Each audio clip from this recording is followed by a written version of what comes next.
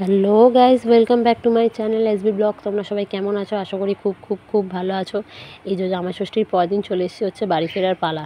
বাড়ি ফেরার সময় যেন মনটা যেন কেমন কেমন করে। মানে বাপের বাড়ি যখন আসার সময় তখন সব মেয়েদেরই মনে মনে একটা আনন্দ, ফুর্তি, সাজগোজ অনেক কিছু ইচ্ছা করে। বাট আমার বাপের বাড়ি থেকে যাওয়ার সময় আমি কোনোদিনই সেজেগুজে দিতে পারি না। কেন কি জানি ভালো লাগে না, কোথাও মানে ইচ্ছা করে না যে সাজগুজবো শ্বশুর বাড়ি যাওয়ার জন্য।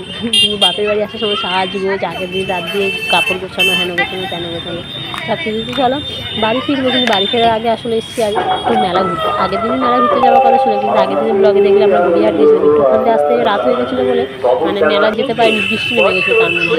আর বোনেরা সবাই লেগে গেছে, তোমরা গেছো কেনাকাটি করতে, তার জন্য আমরা মেলা ঘুরতে পারিনি। আজকে তোমাকে আমাদের মেলা ঘুরিয়ে নিয়ে যেতেই হবে। চলো ঠিক আছে, মেলা ঘোরা বায়না করছে যখন, তাহলে মেলা ঘোরাতে নিয়ে যাই। একটু বিকাল বিকাল বেরিয়ে যাওয়ার কথা ছিল, একটু রোদটা নামলে, কিন্তু একটু সন্ধ্যে অব্দি ওয়েট করে গেলাম এই মেলা ঘোরার জন্য। মাসিরও চলে যাওয়ার কথা ছিল, মাসিও বলছিল আমার দোকান আছে, বাস মাসিও যেতে পারিনি লাস্ট ফিনিশিং। মানে ওর রানু এরা মানে বোনেরা বায়না করছিল বলে, তো বায়না করছিল না চ তাহলে মেলা ঘোরাতে নিয়ে যাই।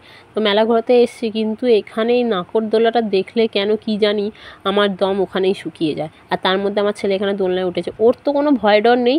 মানে আধ ঘন্টা ধরে চড়েছে, তাও যেন চড়া হচ্ছে না। তারপরে নেমে আবার কান্না করছে যে দোলনায় চড়বে বলে। কি অবস্থা ভাবো। আর এখানে দেখো আমি ব্রেক ডান্সে চড়েছি, মানে আমার দাদা সবাইকে দোলনা চড়িয়েছে, বলছে এখানে ঘুরতে এসেছি যখন আমি ঘোরাবো।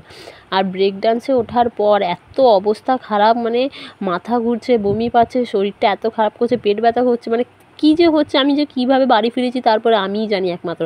আমার দাদার কিছুই হয়নি, ও আবার ব্রেক ডান্স থেকে নেমে নাগরদোলায় উঠেছে। নাগরদোলায় ওঠার পর একটু বলছিল যে একটু গাটা কেমন কেমন করছে, যেহেতু ও খেয়ে এসছে তার আগে। ও ডিউটি দিয়ে এসে 2 মিনিটও মানে খেয়ে দিয়ে রেস্ট পায়নি, ও আমার সাথে চলে এসছে। তো ও আসার পর একটুখানি দোলনা ফোলনাও আমাদেরকে চড়ালো। কিন্তু আমার বরেরও যেন শরীর টরীর খারাপ হয়ে গেছিলো, মানে ওই নাগরদোলাটা চড়ে। ও বলছে আমি অনেক বছর বাদে চলেছি, আমিও অনেক বছর বাদে চলেছি। বিয়ের আগে লাস্ট চড়েছিলাম, বিয়ের পর 4 বছর গত আমি চড়িনি। তাই জন্য কি না জানি না, কিন্তু খুব জোর ভয় লেগেছিলো, আর খুবই শরীরটা খারাপ করেছিলো। আমার দাদাও নাগরদোলায় উঠে তারপর একটু একটু বলছিল কেমন কেমন করেছিল, কিন্তু সাহস দেখানোর জন্য আবার সেটাতে নেমে বলছে আরেকটা দোলনা চড়বো চ। মাসিতে আবার বকা দিচ্ছে আর দোলনা ফোলনা না, শরীর টরীর খারাপ করে কেউ এখান দিয়ে আর বাড়ি ফিরবে না, সোজা হসপিটাল চলে যেতে হবে। তো ওখান থেকে ওই নাগরদোলাটা ওরা আবার চললো।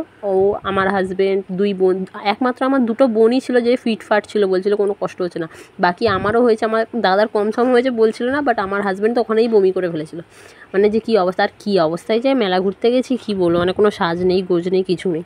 তো ওই অবস্থায় গেছি, আর ভিডিও করার মতন অবস্থা আমি ছিলাম না, ও লাস্ট টাইমে ভিডিও করে দিয়েছে। তো ভিডিওটা ভালো লেগে থাকলে লাইক কমেন্ট শেয়ার সাবস্ক্রাইব করে দিয়ে টাটা।